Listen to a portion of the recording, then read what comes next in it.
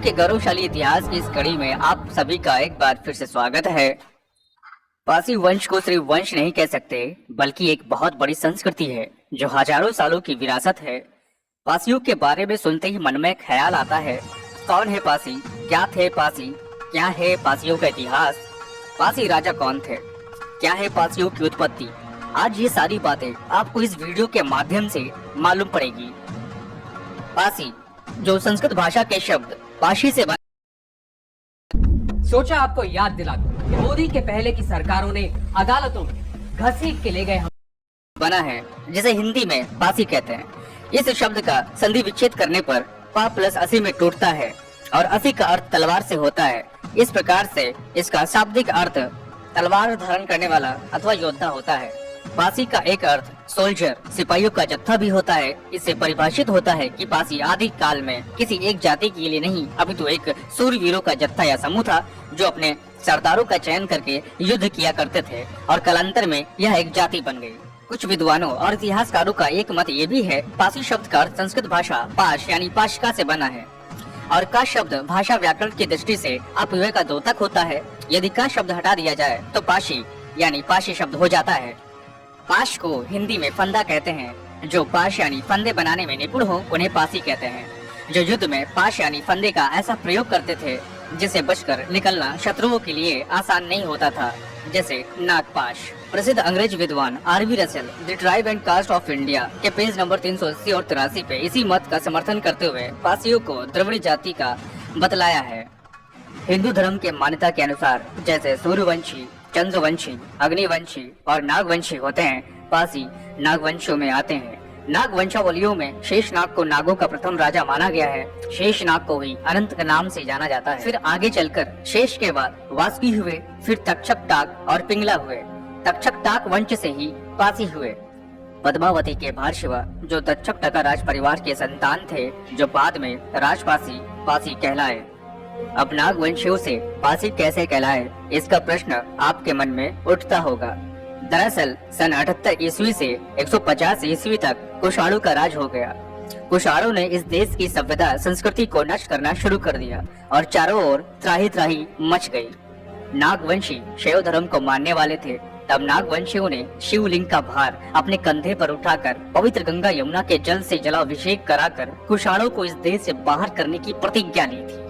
शिव का भार अपने कंधों पर उठाने से ये नागवंशी भारशिव की उपाधि ग्रहण की और भारशिवा कहलाए और कुषाणों को इस देश से बाहर खदेड़ा। धर्म की पुनर्स्थापना की और भारशिव राजाओं ने 10 अश्वमेघ यज्ञ किए और भारशिव साम्राज्य की स्थापना की और 150 सालों तक राज किया।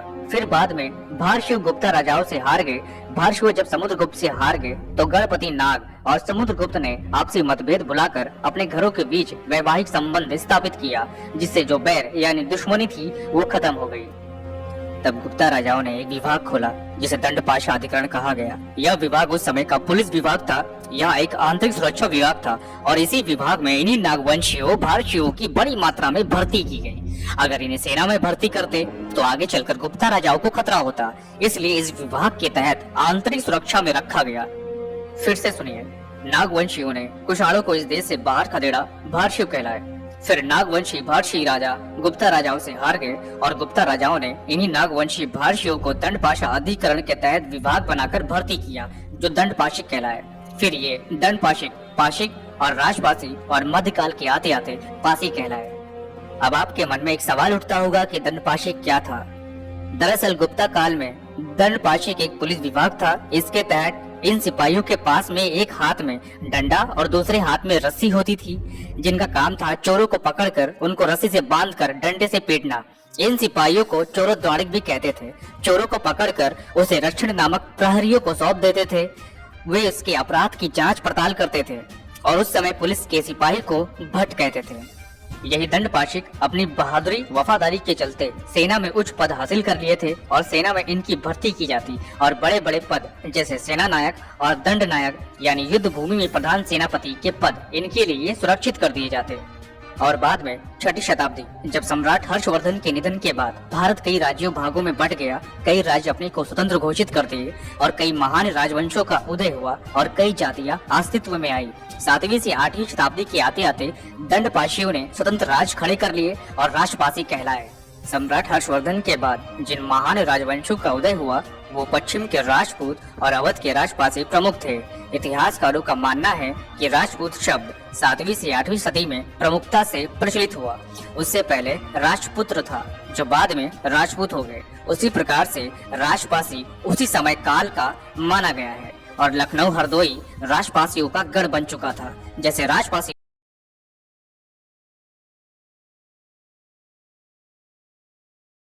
राजा कंस बहुत बड़े प्रतापी राजा हुए जिनकी राजधानी लखनऊ की कसमंडी थी। अवध गजेटियर वॉल्यूम 2 यश-2m 1877 में इस बात के भी संकेत मिलते हैं कि राजपाशी गुजरात के पश्चिम भाग से आए थे। दरअसल नागवंशी भाषियों की राजधानी भी मध्य भारत, गुजरात और राजस्थान तक सटे भागों में थी। पूरा भारत नागवंशी भाषियों के अधीन था और राजपाशी नागवंशी क्षत्रिय हैं जो शिव के उपासक थे।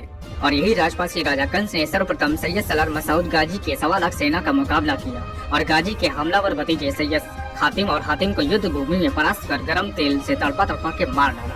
राजपाशी राजा कंस बड़े प्रतापी, स्वाभिमानी और अड़ियल रुख वाले थे। शत्रुओं के सामने कभी हथियार नहीं डाले और यही राजपाशी मध्यकाल के आते आते पासी कहलाए। नागवंशी भाषियों का प्रमुख पेड़ ताड़ी भी है जो ताड़ के पेड़ से निकाला जाता है। पद्मावती भाषियों की राजधानी थी जहाँ के खम्भों पर ताड़ के वृक्ष बने हुए और कई सिक्के मिले जिन पर ताड़ के वृक्ष और नाग बने हुए थे। पासियों की एक शाखा पासी तड़माली होती है जो ताड़ के पेड़ से रस निकालकर भगवान शिव को भोग लगाकर प्रसाद के रूप में ग्रहण करते हैं। पासियों की जितने भी किले खंडर हैं उसके आसपास ताड़ के वृक्ष बहुतायत में हैं, जिससे साफ संकेत है कि पद्मावत में मिले ताड़ वृक्ष के चित्रों और पासियों की परंपरागत चीजें नहीं बदली। सांस्कृतिक चिन्हों से पासी समाज का लगाव यथावत आज तक भी विद्यमान है। चूंकि पासी एक मार्शल कौम है जो सदियों से जूझती आ रही है, नागवंशी भाषियों बनकर कुषाणों को इस देश से बाहर का रास्ता दिखाया। यही नागवंशी भाषियों दंडपाशिक बनकर गुप्ता साम्राज्य की शासन व्यवस्था को संभाला। दंडपाशिक से राजपाशी बनकर तुर्क आक्रमणकारियों को बर्बाद किया, फिर पासी बनकर मुगलों और अंग्रेजों का मुकाबला किया। और अब कुछ बात करते हैं ऐसी कितवंतियों की जो पासियों के साथ में जुड़ी हुई है। पौराणिक कथा अनुसार युद्ध विज्ञान के प्रख्यात जानकार और दानवों के गुरु ऋषि भृगु के वंशज भगवान परशुराम ने धारदार गाज से 5 तलवारें बनाई थी, जिसे संचालित करने के लिए जिन कबीलों को ये 5 असी यानी 5 तलवारें दी गई पासी कहलाए। इसीलिए पंजाब हरियाणा के तरफ के पासी परशुराम को अपना गुरु मानते हैं और अपने आप को परशुरामी पासी कहते हैं। और यही नहीं, एक किंवदंती और भी जुड़ी है। कहते हैं कि पासी कौरव थे। जब इसकी मैंने पड़ताल की तो मुझे कौरवों के 100 पुत्रों में से एक पुत्र जिसका नाम पाशी था ऐसा मिला। अब नाम की समानता से इसे पासियों के साथ जोड़ दिया गया। इसे तो इथमोलॉजी कहते हैं। अब इथमोलॉजी होती क्या है?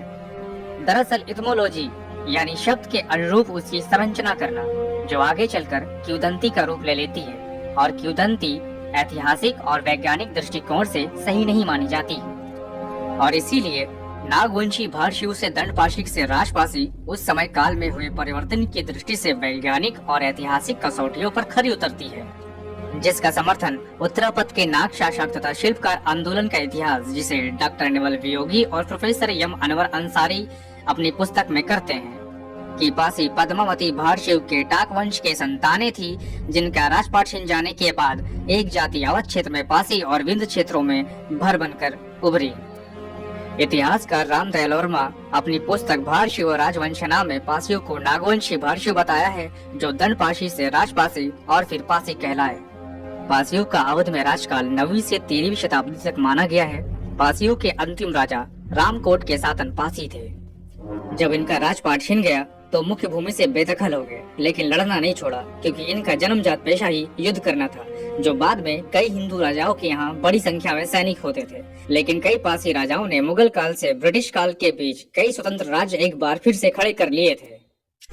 अब मैं जो आप लोगों को दिखाने जा रहा हूँ, जिससे आप पासियों की स्थिति का पता खुद लगा सकते हैं। स्लीमन की diary a journey of through the kingdom of Awadh 1849 और 1850 में लिखी गई थी। जिसमें ये साफ साफ लिखता है कि अवध के बड़े बड़े तालुकदार यानी राजा 3000 से 4000 पासियों की सेना रखते हैं जो अपने राजा के लिए संघर्ष करते हैं। और वहीं आगे पेज नंबर 333 और 34 पर साफ साफ लिखा है 16 जनवरी 1850 को स्लीमन और आसलान यहीं पर बादशाह के फ्रंटियर पुलिस के सुपरिटेंडेंट राजा गालिब जंग मिले, जिन्होंने बताया कि अवध में लगभग 1 लाख पासी परिवार गांव की रक्षा यानी प्रहरी के लिए नियुक्त हैं। और ये सन 1850 तक का पासियों का सबसे बड़ा रिकॉर्ड माना गया है संख्या बल के हिसाब से देखा जाए तो। और इसके आगे ये भी बताया गया है कि अवध के पासी तीरंदाजी में माहिर हैं और 100 गज की दूरी से अचूक निशाना लगाते हैं। और यही नहीं, स्पेशली ये भी बताया है कि पासी धनुष तीर का इस्तेमाल करते थे और इनके धनुष डबल कर्व यानी डबल घुमावदार होते थे, कुछ इस तरीके से। ये एक बहुत बड़ी डिटेल है अंग्रेजों के तरफ से पासियों के अस्त्रों शस्त्रों के बारे में। इन सभी बातों से अंदाजा लगाया जा सकता है कि 1850 तक की पासियों की स्थिति आज से बेहतर थी। अवध के पासियों को अंग्रेज सबसे बड़ा दुश्मन मानते थे, चाहे वो पासी राजा हो या कोई अन्य राजा हो। छोटे से लेकर बड़े राजा पासियों पर ही निर्भर रहते थे, जिसका प्रमाण आप लोग देख चुके हैं। क्योंकि अधिकतर राजा पासियों का इस्तेमाल अंग्रेजों के खिलाफ करते थे, इसलिए अंग्रेजों को पासियों का खौफ बना रहा। ये सारे प्रमाण इस बात का सबूत है जब पासियों से उनका राजपाट छिन गया, लेकिन अपनी जन्मजात प्रवृत्ति के कारण लड़ना नहीं छोड़ा। और इसीलिए 18वीं सदी के आते आते अवध के हर छोटी बड़ी रियासतों में वे सेनापति और सैनिक पद पर तैनात थे, क्योंकि वो राजा ही कहा जिसका खून ठंडा पड़ जाए। और यही गुण पासियों में 1850 तक देखी जा सकती है। आइए एक चार्ट समझते हैं, आपको समझने में आसानी होगी। 3री से 4वीं सदी नागवंशी भारतीयों का राज और गुप्ता राजाओं से संघर्ष हुआ, पद मिला सेनापति और सैनिकों का। एक बार फिर से राजपासियों ने सत्ता स्थापित किया। 10वीं से 13वीं सदी राजपासियों का संघर्ष तुर्कों और खिलजियों से। जब राजपाट गया तो इनकी स्थिति एक बार फिर से सेनापतियों और सैनिकों के रूप में बनी रही। यानी इन सभी चीजों में एक चीज ऐसी है जो कॉमन है, जो नहीं बदली, और वो है सैनिक सेनापतियों का पद, जिसका प्रमाण आप लोग देख चुके हो। क्योंकि पासियों में नागवंशी राजाओं का उमड़ता हुआ रक्त विद्यमान है, जिनके बागी तेवर 1857 तक देखी गई। 1830 से 1857 तक कुछ ऐसे वीर पासी सेनापतियों के नाम हैं जो अमर हैं, जैसे सेनापति वीरा पासी, सेनापति गोरखरन पासी, चंदा पासी और इंदल पासी, पासी भगवंत सिंह रावत, पासी सुफल सिंह रावत। इसलिए जब अंग्रेजों ने पासियों की रिपोर्ट तैयार की, जिसमें निष्कर्ष निकाला कि अवध की जितनी रियासतें हैं 3 से 4 हजार की पासियों की फौजें रखे हैं और 13 पासी राजा ऐसे हैं जो अंग्रेजों के विरोध में हैं, जो अंग्रेजी सत्ता के लिए घातक है। एक अंग्रेज लेखक मार्टिन गोमिन्स ने जब ये पाया कि 1857 की क्रांति में सबसे ज्यादा भूमिका इन पासियों ने निभाई है, तो उसने अपनी पुस्तक 1858 के एन अकाउंट ऑफ म्यूटनी के पेज नंबर 72 और 73 पर ब्रिटिश सरकार को आगाह करते हुए यहाँ तक कह दिया कि इन पासियों को भविष्य में बेहद निर्दयता से कुचलना होगा। ये सारे सबूत जीता जागता प्रमाण है पासियों के संघर्षों का, जिसने इस देश के खातिर निस्वार्थ सब कुछ बलिदान कर दिए। दोस्तों, पासियों के गौरवशाली इतिहास के इस एपिसोड में बस आज इतना ही। दोस्तों, वीडियो कैसी लगी